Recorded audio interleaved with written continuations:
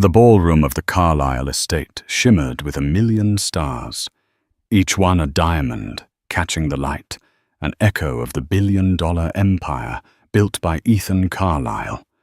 He stood at the center of it all, a man who had everything, including a wife who was little more than a beautiful accessory.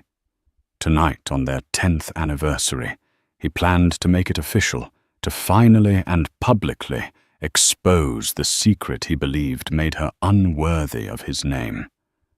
But he failed to account for a single, unassuming figure who would walk through the gilded doors, a man whose arrival would not only shatter Ethan's carefully constructed world, but reveal a truth so profound it would make his entire fortune look like a child's allowance. This isn't a fairy tale. It's a cold, hard lesson in what it means to be truly wealthy. The air inside the Carlisle Hall was thick with the scent of white roses and old money. Chandeliers, each a cascade of crystal and light, hung from the vaulted ceilings, casting a brilliant glow on the hundreds of guests who moved through the vast space with practiced ease. This was more than a party. It was a testament to the power and prestige of Ethan Carlisle. At 45, he was a titan of finance, a self-made man who had turned a small investment firm into a global powerhouse. His success was his identity, and he wore it like a tailored suit, perfectly arrogantly, and without a single wrinkle. He stood by the marble bar, a flute of champagne in his hand, his gaze sweeping the room. He nodded to Vincent Caldwell, a senior partner in his firm, and exchanged a few clipped words with Bridget Montgomery, a well-known socialite whose gossip column was the lifeblood of their circle. Ethan's smile was a professional tool, a flash of teeth that promised affability, but revealed nothing of the cold calculus that governed his mind. Tonight it was all for show. The grand stage was set for their 10th wedding anniversary, and in his mind it was the final act of a performance he had grown to despise. His wife Genevieve was the main attraction tonight, and Ethan felt a familiar surge of resentment as he watched her. She was a vision in a midnight blue silk gown, simple yet elegant, its clean lines belying the immense cost. Her dark hair was swept up, revealing the graceful curve of her neck, and a single string of pearls, a gift from him, sat at her throat. Genevieve moved through the crowd with a quiet grace, her laughter a soft, melodious sound that seemed almost out of place amidst the sharp, brittle chatter of the elite. She spoke to everyone with the same genuine warmth, from the powerful CEO of a tech giant to the young caterer who had just started her job. Ethan's lips thinned. That was the problem with Genevieve. She was an anomaly. She didn't fit. He had met her a decade ago, a beautiful, unassuming young woman working at a small, independent art gallery. He had been enchanted by her sincerity, her lack of pretense, a refreshing contrast to the women who swarmed him. He had convinced himself she was different, that her simple nature was a blank canvas he could mold into the perfect society wife. He had proposed after only 3 months, a whirlwind romance that had left his friends and family reeling. But the years had passed, and the enchantment had faded, replaced by a deep-seated frustration. He had tried everything. He had bought her designer clothes, hired the best stylists and social coaches, and introduced her to his world. Yet she remained Genevieve. She still spent her afternoons volunteering at a community center for children. She still preferred a quiet evening reading to a raucous gala. She still spoke of her family. Her father, a seemingly unremarkable man named Patrick O'Connor, and her late mother with a reverence that Ethan found baffling and embarrassing. Her humble origins, once a charming novelty, had become a source of profound shame for him. He had built his empire on sharp deals and ruthless efficiency. Every aspect of his life was a testament to his ambition, his vision. But Genevieve was a living, breathing symbol of his one great miscalculation. She was a flaw in his otherwise flawless existence, a reminder of a romantic folly he now deeply regretted. And tonight, he would put an end to it. Vincent Caldwell approached him, a man whose loyalty Ethan had bought and whose opinion he valued. "The party is a roaring success, Ethan, a testament to your impeccable taste." "Thank you, Vincent," Ethan replied, his eyes still fixed on his wife. "It's about to get even more interesting." Vincent followed his gaze to Genevieve, a puzzled expression on his face. "Genevieve looks stunning tonight. She's so genuine, a rare commodity in this crowd." Ethan snorted softly, a sound that was half laugh, half contempt. "Genuine or naive? She's the daughter of a man who lives in a glorified shed in the woods, Vincent. I built this empire with grit and cunning. She comes from a world of sentimentality and hand-me-downs. We are two different species." Vincent's face tightened. "That's a bit harsh, isn't it? She's an incredible woman." "She is a liability," Ethan said, his voice dropping to a low, venomous whisper. "She's a testament to the fact that you can't buy class, and you certainly can't manufacture it. The longer she's by my side, the more people whisper about her simple background, about the charming pauper who married the king. I'm a man who deals in perception, Vincent, and her presence, her ordinariness, is a chink in my armor." He took a long sip of his champagne, the cold liquid doing little to soothe the fire of his frustration. He had put on a good front for a decade, but the charade was wearing thin. He had planned this evening meticulously. The speeches, the toasts, the grand declarations, they were all a prelude to the moment he would finally, publicly, and irreversibly detach himself from the woman who had become a symbol of his greatest failure. Genevieve, unaware of the storm brewing in her husband's mind, was now speaking with Bridget Montgomery. Bridget, with her hawk-like gaze and predatory smile, was a master of a different kind of commerce, the trade of secrets and insecurities. Genevieve was smiling, but Ethan could see the subtle strain around her eyes. He knew Bridget was probably prying, asking about her family, her past, all the things that Ethan had tried to bury. He watched as Genevieve answered with quiet dignity, refusing to be baited. His resentment flared. How could she not understand? How could she still hold on to the relics of a life that he had given her, the chance to escape? He had given her wealth, status, a world she could never have imagined. He had transformed her from a girl in a second-hand dress to the wife of one of the most powerful men in the country, and yet she had refused to let go of her humble roots, treating her past not as something to be escaped, but as a cherished part of who she was. It was a silent act of defiance he could no longer tolerate. The hour was approaching. The orchestra had shifted to a more subdued classical melody. The guests had gathered in the main ballroom, their anticipation palpable. Ethan put down his empty glass. He felt a quiet, simmering resolve. Tonight, the whispers would stop. The questions would cease. He would make sure of it. He would expose the truth not just to the world, but to Genevieve herself, a final act of liberation for them both. He would show her that the life he had given her was a gilded cage, and that the key to true freedom was to leave behind the sentimentality of the past and embrace the cold, hard reality of his world. He straightened his tie, a confident, predatory glint in his eyes. The show was about to begin. The crowd settled, a hush falling over the glittering ballroom as Ethan made his way to the podium. Genevieve had been asked to join him, and she stood beside him, her hand resting lightly on his arm, a picture of grace and wifely devotion. Ethan felt the warmth of her touch, but it was a heat he had long grown numb to.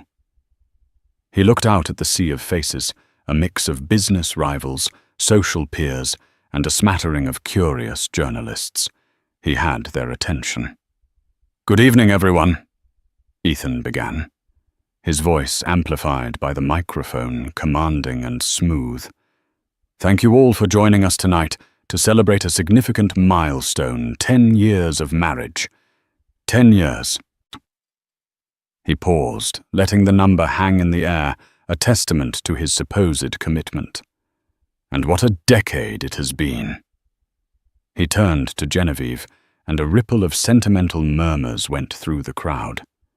Genevieve's smile was genuine, her eyes shining with emotion. She was truly happy, truly in love with the man she believed was her partner. It was this simple, unshakable faith in him that fueled Ethan's contempt. It was a naivete he found pathetic. 10 years ago, he continued, I met a woman who was a complete paradox. She was everything I wasn't, quiet, unassuming, with a complete lack of ambition. She worked in an art gallery, a place where people trade in sentimentality and subjective value. I, as you know, trade in cold, hard numbers and indisputable facts. The crowd chuckled, a few knowing glances exchanged. Genevieve's smile faltered slightly. She squeezed his arm, a gentle, silent plea. Ethan ignored it. This was his stage, and he was the star. I saw her as a kind of a project. I thought I could introduce her to my world, that I could give her the life she never knew she wanted. I brought her out of the quiet, unremarkable town she came from, and into this world of prestige and power. His voice dripped with condescension. I gave her a name, a home, a wardrobe full of clothes that cost more than her father's entire year's salary. The murmurs in the crowd grew louder this time, with a note of unease. Genevieve's hand had dropped from his arm. Her face, which had been so full of light moments before, was now pale, her eyes wide with shock and a dawning horror. I tried to make her into a society woman, he continued, his tone turning openly mocking. I hired the best tutors to teach her table manners, to help her select wine, to learn the difference between a Monet and a Manet. She tried, bless her heart. She truly did. He let out a harsh, humorless laugh. But some things are just ingrained, aren't they? You can take the girl out of the country, but you can't take the country out of the girl. A collective gasp went through the crowd. Bridget Montgomery leaned over to her friend, her eyes gleaming with vindictive delight. Vincent Caldwell's face was a mask of shock and disgust. He had known Ethan was a man of little sentiment, but this was beyond the pale. I have spent a decade building a life for us, a life of unparalleled luxury and influence, Ethan said, his voice rising in volume and arrogance. But you see, while I was building empires, Genevieve was, well, she was still dreaming of her father's little farm. She still talks about her mother's vegetable garden and the simple joys of a life I worked so hard to escape. And tonight, I have to be honest with myself and with all of you. My beautiful wife is an artifact from a past I've long outgrown. She is the living, breathing reminder of a sentimental mistake I made 10 years ago. Tears had welled in Genevieve's eyes, but she held them back with an almost superhuman effort. Her jaw was clenched, and she stood straight, a warrior facing an impossible foe. The silence that followed Ethan's words was deafening, a vacuum created by 100+ people holding their breath. Ethan looked at her, expecting to see a broken woman. Instead, he saw a glimmer of steel in her tear-filled eyes. So to my beautiful, my wonderfully simple wife, he said, holding up his glass in a mockery of a toast. Thank you for the 10 years. You have taught me a very valuable lesson that there are some things, some people that no amount of money can ever truly change. He drank from the glass, his eyes fixed on her. The public shaming was complete. The crowd was a blur of horrified, pitying, and even gloating expressions. He had done it. He had freed himself. He was ready to announce their separation, to issue a cold, professional statement that their 10-year experiment had come to an end. Genevieve took a deep, shuddering breath. The spotlight was on her, a harsh, unforgiving glare. The world was watching her crumble. Her humiliation was complete. But just as she was about to turn and walk away, to find a dark corner to hide in, a new voice cut through the stunned silence. It wasn't loud, but it had an authority that commanded attention, a quiet resonance that made Ethan's brash pronouncements seem like the bluster of a child. "I believe I must apologize for my tardiness," the voice said, and every head in the room turned toward the entrance of the ballroom. A man stood there completely out of place amidst the black tie finery. He wore a simple, well-worn tweed jacket and a pair of trousers that looked a decade old. His face was a map of lines and character, his grey hair a bit disheveled. He was of average height and build, his hands calloused. He looked like a man who worked with his hands, a man from a world utterly alien to the one they inhabited. It was Genevieve's father, Patrick O'Connor. A wave of mortification washed over Ethan. This was the final ironic nail in the coffin of his perfect evening. The very man he had just publicly mocked had arrived, a physical manifestation of everything he had just disparaged. He was the rustic farmer, the simple country bumpkin, the walking embodiment of Genevieve's humble, embarrassing past. Patrick O'Connor walked slowly, deliberately into the center of the room, his eyes scanning the crowd until they landed on his daughter. A soft, pained expression crossed his face as he saw her tear-streaked cheeks. Then his gaze shifted, and it landed on Ethan. And in his eyes there was no anger, no rage, only a deep, profound sense of disappointment. A disappointment that cut Ethan to the bone more effectively than any insult could have. The game had just changed. The grand ballroom moments before a stage for a public spectacle now felt like a holding cell for 100+ stunned onlookers. The air, once filled with the cloying scent of roses, was now heavy with an unspoken question. Who was this man? And why had he appeared at the exact moment of peak drama? Patrick O'Connor continued his slow, measured walk toward the podium. He didn't rush. He didn't make a scene. His presence was a quiet, steady force, a complete contrast to the manic energy Ethan had just radiated. He moved past the hushed and confused guests, his gaze fixed on Genevieve. He took her hand in his, a large, strong hand, with a few scars and calluses that spoke of a life lived with purpose.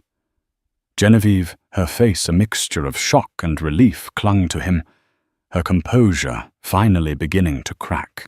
"Genevieve, my dear," Patrick said, his voice a gentle, low rumble.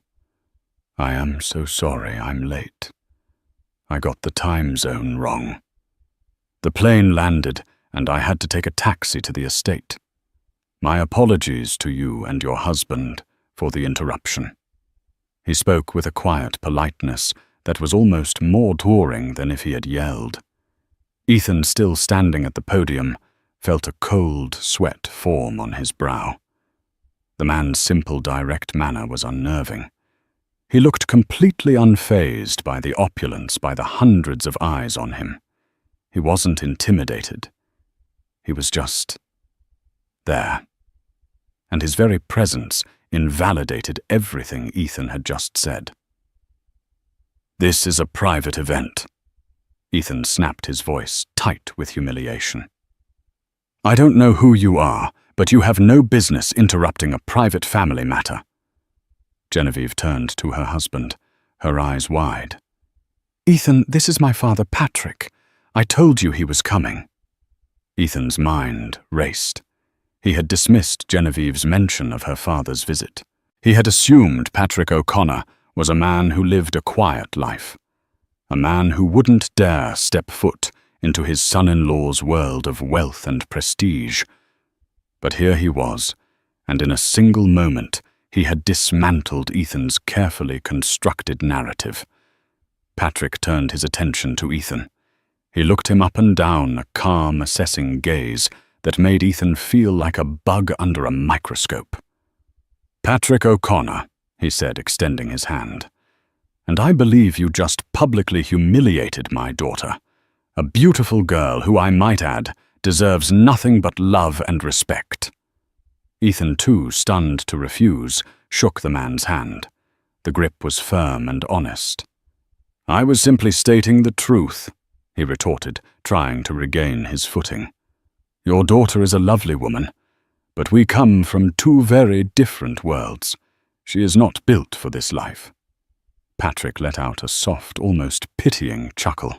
He looked around the ballroom, taking in the chandeliers, the marble floors, the perfectly dressed guests. "This life?" he said, his voice laced with an irony that was completely lost on Ethan.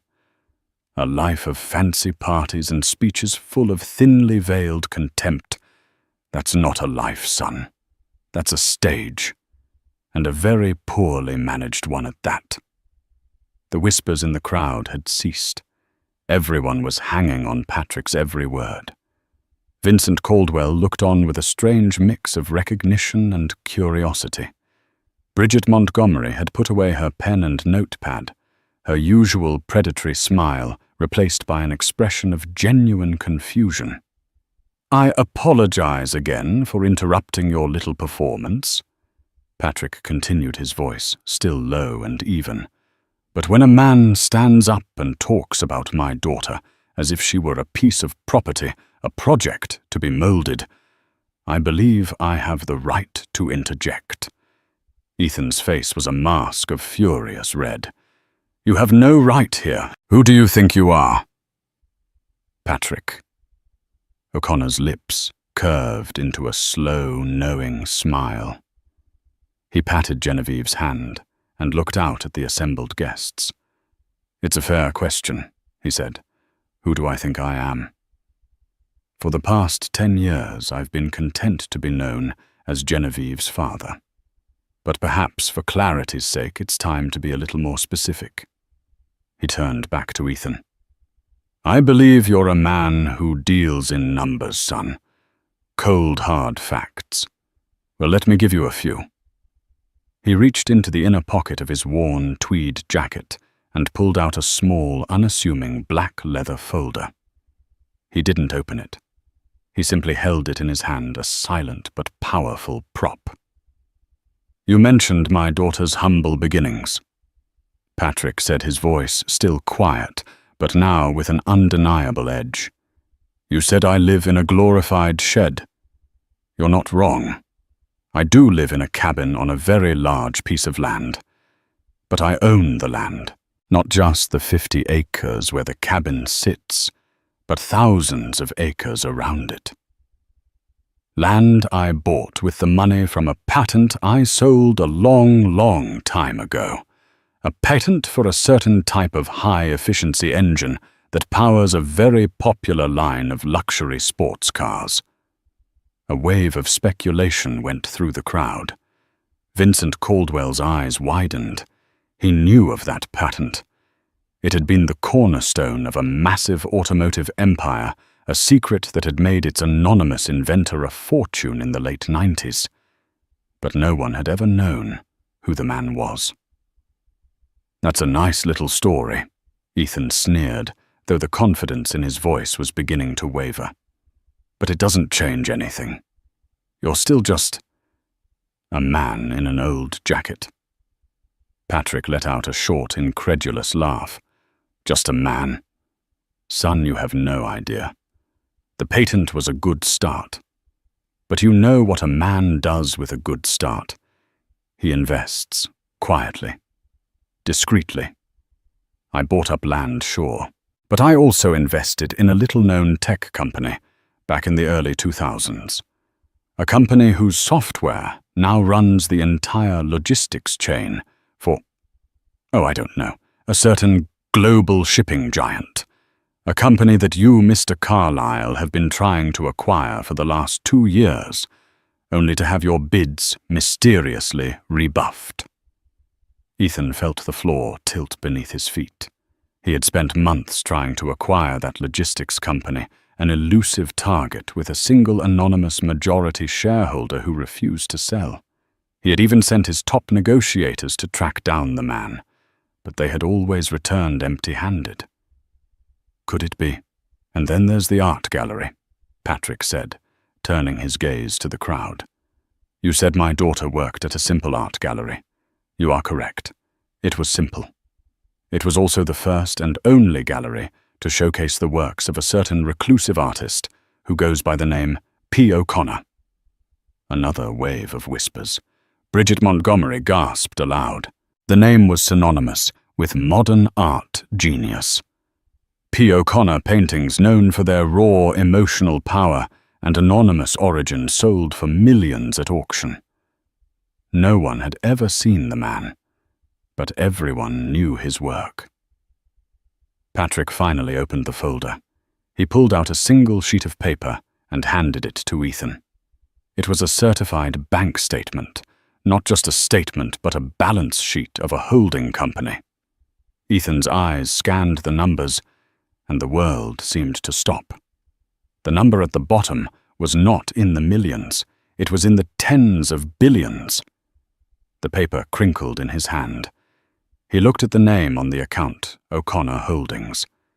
Patrick. O'Connor took the paper back, folded it neatly, and slipped it back into his pocket. He turned to Genevieve and took her hand again, his voice now gentle and full of love. My daughter's humble beginnings, as you so arrogantly put it, were not born of necessity but of choice. I raised her to know the value of an honest day's work, to understand that true wealth is not measured in dollars, but in character. I have always taught her that a good heart is worth more than $1 billion empire. And she, unlike you, never forgot that lesson. The crowd stared in disbelief. Vincent Caldwell's jaw was on the floor. Bridget Montgomery looked like she had seen a ghost.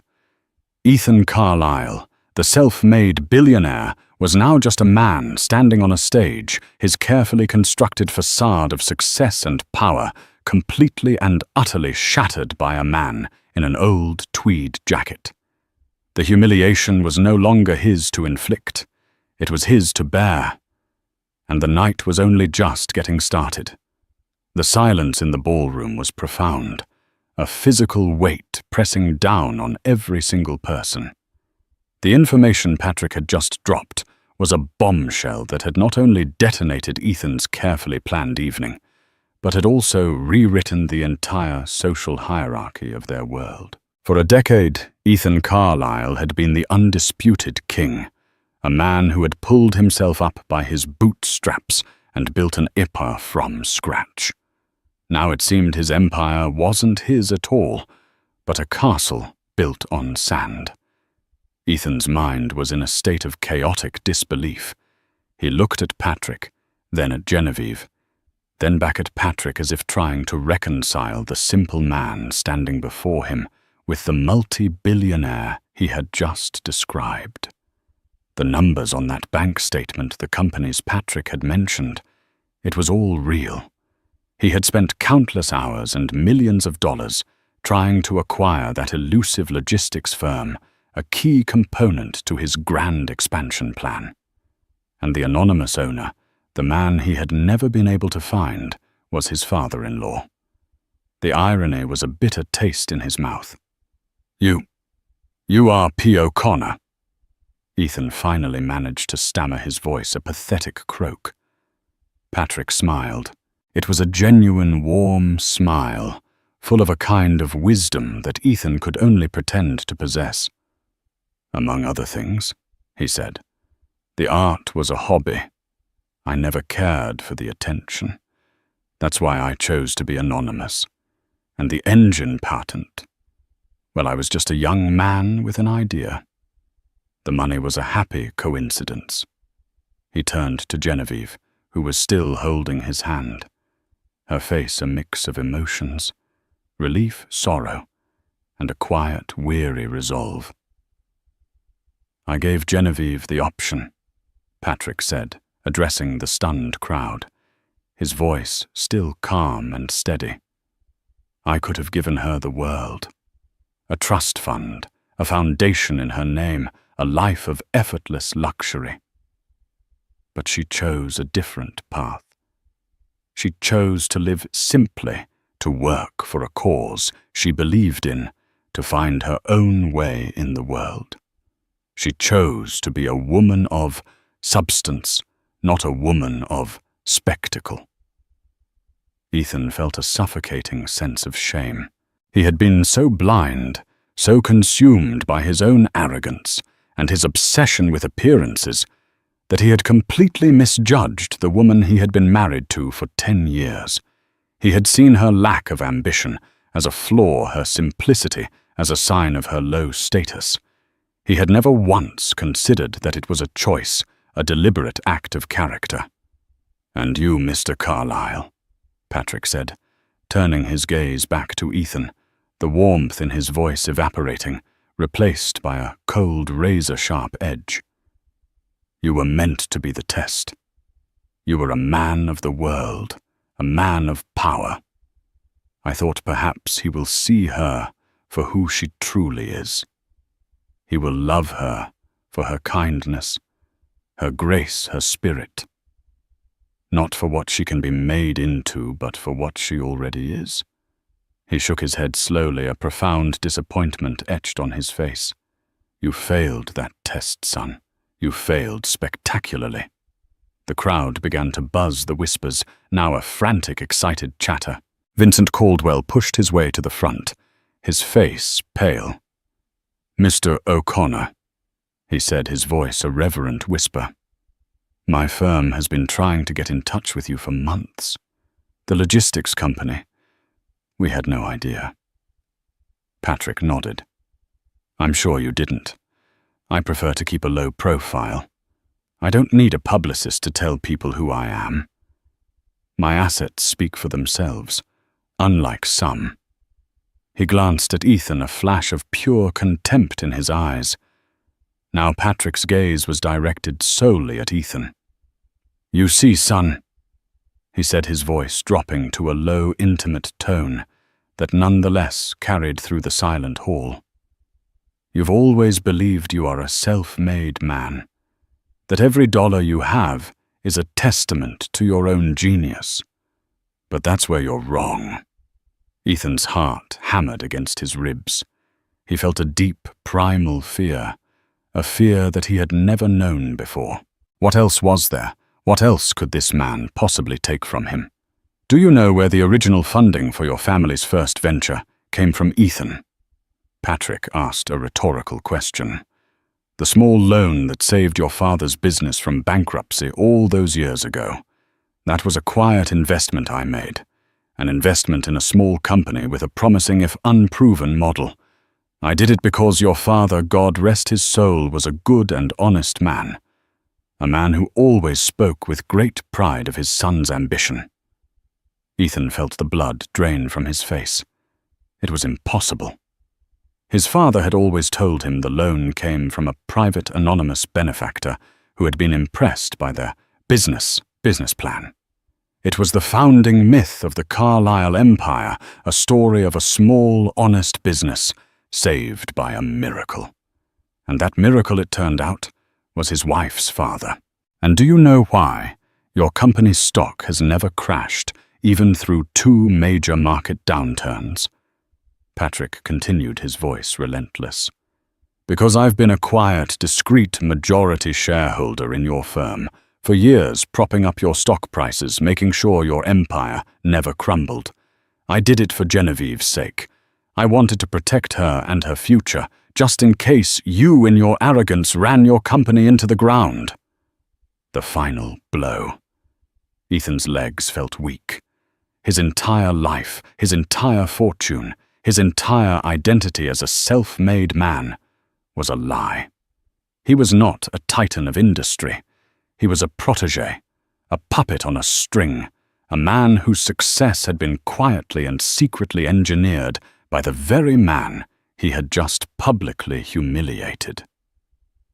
Genevieve, her hand still in her father's, looked at her husband with a mixture of pity and sorrow. She had always known. She had known that her father, a man of quiet substance, had been the silent force behind Ethan's public spectacle.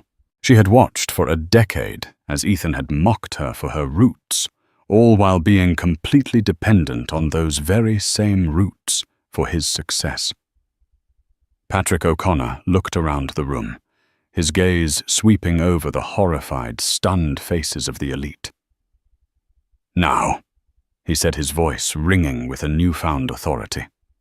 "Who's the simple one? The one who lives by his word and his deeds, or the one who built a house of cards and had the audacity to call it a mansion?" He took Genevieve's arm and gently led her away from the podium, leaving Ethan standing alone in the center of his own wreckage. The crowd parted for them, their whispers now reverent, not pitying. Ethan watched them go, his chest heaving, his mind in a state of utter overwhelming shock. He had started the night as the king of his universe. He was now in front of everyone who mattered a fraud, and the true architect of his life's work was the man he had just tried to shame. The gala dissolved into a maelstrom of confusion and frantic whispers. Guests began to leave in a hurry, their faces a mixture of shock, embarrassment, and a certain ghoulish fascination. The air, once filled with the celebratory clinking of glasses, now hummed with the electric current of scandal. Vincent Caldwell, looking like he had just witnessed a ghost, approached Ethan, but Ethan waved him away. His mind was a white-hot furnace of denial and panic. He had to get out of there. He had to be alone. He walked off the stage, his steps unsteady, his carefully maintained composure gone. He moved through the thinning crowd like a phantom, oblivious to the stares, the pitying looks, the hushed conversations. He didn't stop until he reached his private study, a room he had always considered his sanctuary. He slammed the heavy oak door shut and locked it, plunging the room into a deep, disquieting silence. He stared at the objects in the room, symbols of his success. The signed first edition of a financial treatise, the model of a yacht. He was building a photograph of him on the cover of a magazine, a title blaring Ethan Carlyle, The Midas Touch. He had always believed in the truth of that title. He had always believed he could turn anything he touched into gold. But tonight, that belief had been brutally, publicly, and irrevocably shattered. The Midas touch wasn't his. It was Patrick's. All of it. The original seed money, the quiet protection of his stock, the unobtainable logistics company that would have been the jewel in his crown. It was all under the control of the man he had dismissed as a simple country farmer. The irony was a poison in his veins. He had shamed his wife for her humble background, never realizing that her roots were not a source of poverty, but a fountain of unimaginable wealth and quiet power. He had been a fool, an arrogant, short-sighted, and pathetic fool. A knock on the door jolted him. "Ethan, it's me. Vincent." Ethan ignored him. He didn't want to see anyone. He wanted to disappear. He walked to the window and stared out at the sprawling, perfectly manicured grounds. All of it was a lie. His success was an illusion, a magnificent facade built on a foundation he had never even known existed. Another more insistent knock. "Ethan, it's Genevieve. Please open the door. We need to talk." Genevieve, the woman he had just eviscerated in front of everyone. The woman who had known the truth all along. A new wave of shame washed over him. He had belittled her, called her simple, and mocked her for being a project. All the while she had been protecting him, living a quiet life that was a testament to her character, not her lack of ambition. The truth was a scalding, bitter pill. He had never been a self-made man. He was a child, propped up and protected by a patriarch he didn't even know existed. He had built his entire identity on a lie. He was a fraud. He heard the lock click and the door swing open. Genevieve and her father stood there. They didn't rush in. They stood in the doorway, their faces a mix of sorrow and resolve. "I need some time to process this," Ethan said, his voice raw. "You don't have time," Patrick said, his voice still that low, measured rumble. "The reporters are already calling. Your board members are calling. Your world is crumbling, son, and it's time to decide what you want to do about it." Genevieve walked into the room, her eyes never leaving his. She was no longer the humiliated wife. She was a woman who had been tested and had passed with flying colors. "Why, Ethan?" she asked, her voice soft but filled with an unwavering clarity. "Why was it so important to you that I be something I'm not? Why couldn't you just accept me? Was I so terrible? Was my quietness so offensive?" He looked at her truly. Looked at her for the first time in years. Her face, her simple dress, her unassuming grace. He had been so blind. I just wanted us to be a perfect match," he said, the words a hollow echo of his long-held delusion. "I worked so hard for everything. I wanted my wife to be a testament to that success." Genevieve let out a small, mirthless laugh. "A testament to your success, Ethan? I was your partner. I was the one who encouraged you to take that risk with the European market. I was the one who went through your reports and found the discrepancy in the shipping manifests. I was the one who convinced you to donate to the children's charity, the one that ended up getting you that Humanitarian of the Year award." Ethan's jaw dropped. She was right. She had been a sounding board, a quiet, intelligent force in his life. He had dismissed her contributions, attributing her insights to luck or coincidence. "You never saw me as a person," Genevieve said, her voice full of a sorrow that cut him deeper than any insult. "You saw me as a role, the trophy wife, the accessory. My father knew that true wealth isn't in what you own, but in who you are. He gave me the choice to live that truth. I chose to be a woman of substance. You chose to be a man of spectacle." Patrick walked further into the room and closed the door behind him. "The truth is, son," he said, his voice now devoid of any pretense. "You have a choice. You can let the world find out the full extent of the truth, that your empire is a house of cards, and that you are not the genius you have led everyone to believe you are. Or you can start over. Really start over." Ethan looked at him, his mind reeling. "Start over? What do you mean?" "I'll sell you the logistics company," Patrick said, a glint in his eye, "at a fair market price, and I will keep my role as a silent investor in your firm. But there are conditions." Ethan's heart began to beat with a frantic, desperate hope. "What conditions?" "First, you get down on your knees and apologize to my daughter. Sincerely. Not for public show, but from the depths of your soul. You have to earn back her respect, not with money, but with genuine remorse." Ethan looked at Genevieve, his eyes full of a plea for forgiveness. She simply watched him, a silent, unblinking witness to his downfall.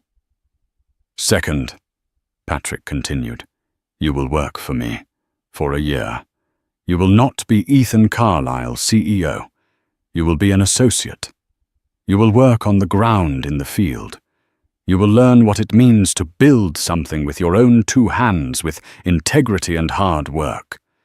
You will learn the difference between a real asset and a paper asset." Ethan's head snapped up. "Work for you? You're a farmer and a painter." Patrick let out a genuine, booming laugh. "And an engineer, a tech investor, a real estate mogul, and a man who knows the value of an honest dollar. Don't be fooled by the tweed jacket, son. It's a lot warmer than a hollow suit. You will work for me, and you will learn to be a man of substance. And if you pass my test, if you prove that you have a character worth a damn, then we can talk about the future. For you and for my daughter." He looked at Genevieve, a silent question in his eyes. She nodded slowly. This was her decision, her quiet path to redemption for a decade of public ridicule. Ethan looked from Patrick to Genevieve, and for the first time he saw them not as his wife and his father-in-law, but as two powerful, unwavering forces. He saw the truth, the whole unvarnished truth. He could choose to fight, to cling to his broken identity, and watch his empire collapse around him. Or he could choose to humble himself, to start over, and to maybe, just maybe, become the man he had always pretended to be. The decision, the most important of his life, was now his to make. The gala, a stage for public spectacle, had dissolved into a maelstrom of confusion. Guests fled their faces, a mix of shock and morbid fascination. Ethan walked through the thinning crowd like a phantom, oblivious to the stares, and locked himself in his private study, a sanctuary now filled with hollow symbols of his success. He stared at a magazine cover, bearing his face titled, "Ethan Carlyle, the Midas Touch." The words now mocked him. The Midas touch wasn't his. It was Patrick's, all of it. The original seed money, the quiet protection of his stock, the unobtainable logistics company. His empire was a lie. A knock on the door jolted him. It was Genevieve and her father. He couldn't face them. "I need time to process this," Ethan said, his voice raw. "You don't have time." Patrick's voice was a low, steady rumble. "The reporters are already calling. Your world is crumbling, and it's time to decide what you want to do." Genevieve walked, in her eyes clear and unwavering. "Why, Ethan? Why was it so important that I be something I'm not? Was my quietness so offensive?" He looked up, unable to lie. "I just wanted us to be a perfect match. I worked so hard for everything. I wanted my wife to be a testament to that success." Genevieve let out a small, mirthless laugh. "A testament to your success, Ethan? I was your partner. I was the one who encouraged you to take that risk with the European market. I was the one who found the discrepancy in your shipping reports. You saw me as a role, the trophy wife. But I was never a project. I was a person." The weight of her words was immense. He had dismissed her contributions, attributing her insights to luck. All the while she had been a quiet, intelligent force in his life. He was the coward afraid people would see the cracks in his perfect facade, so he tried to make her a scapegoat for his own insecurities. Patrick stepped in, closing the door behind him. "You have a choice, son. You can let the world find out the full truth that your empire is a house of cards, or you can start over. Really start over." A desperate hope flared in Ethan. "Start over. What do you mean?" "I'll sell you the logistics company at a fair price," Patrick said. and I will remain a silent investor in your firm.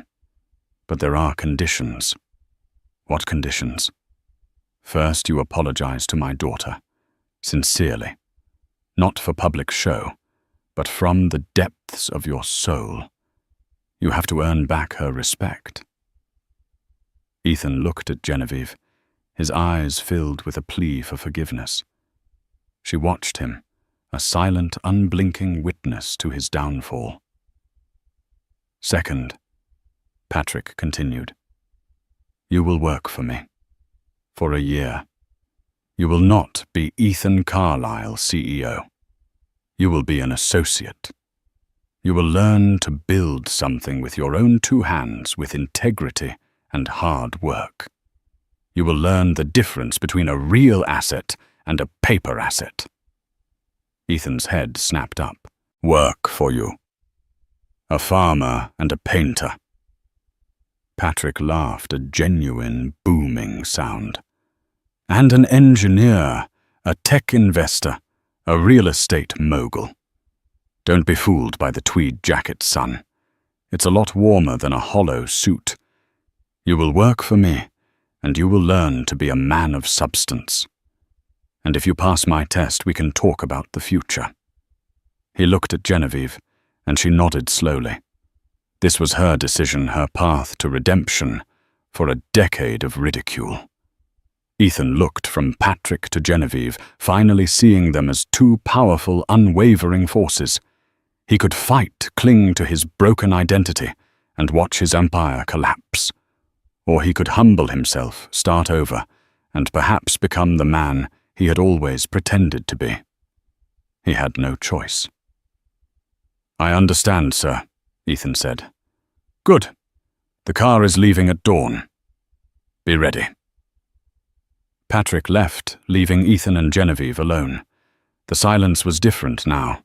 It was no longer a chasm, but a bridge. Ethan walked over to Genevieve, not touching her. He just stood looking at her, seeing her for the first time as the person she truly was.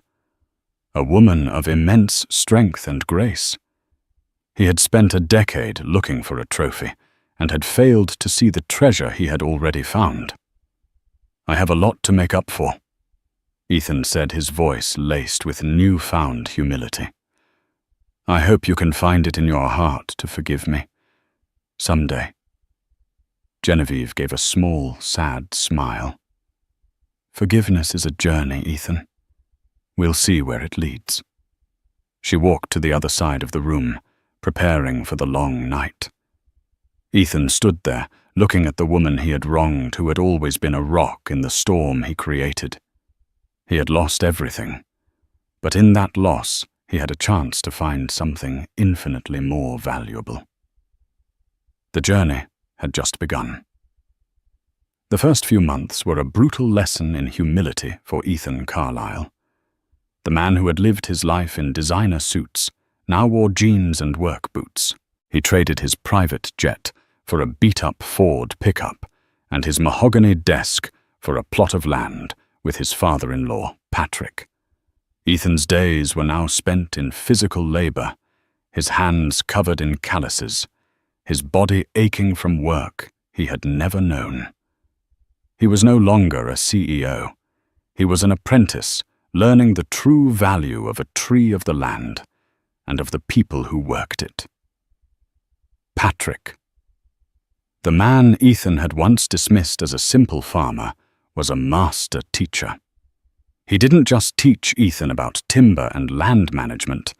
He taught him about life.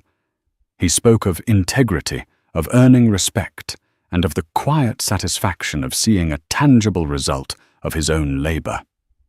Ethan's home was no longer the silent, lonely suite, but a rustic cabin with a wood-burning fireplace. He and Genevieve spoke every night, their conversations shifting from business to the small details of their lives. He would tell her about the satisfaction of felling a difficult tree, and she would tell him about her work at the community center. He was finally talking to her as a person, not as a symbol. He was beginning to fall in love with her all over again, not with the idea of her, but with the reality of who she was. After 6 months, Patrick brought him to a modest old office building. Ethan expected a desk, but instead he was introduced to a man behind a simple wooden desk, Vincent Caldwell. "Vincent," Ethan said, stunned. "What are you doing here?" Vincent shook his hand. "Patrick offered me a partnership. Turns out he has a few more assets than I thought." He gestured to a whiteboard covered in names of companies Ethan had tried and failed to acquire over the years.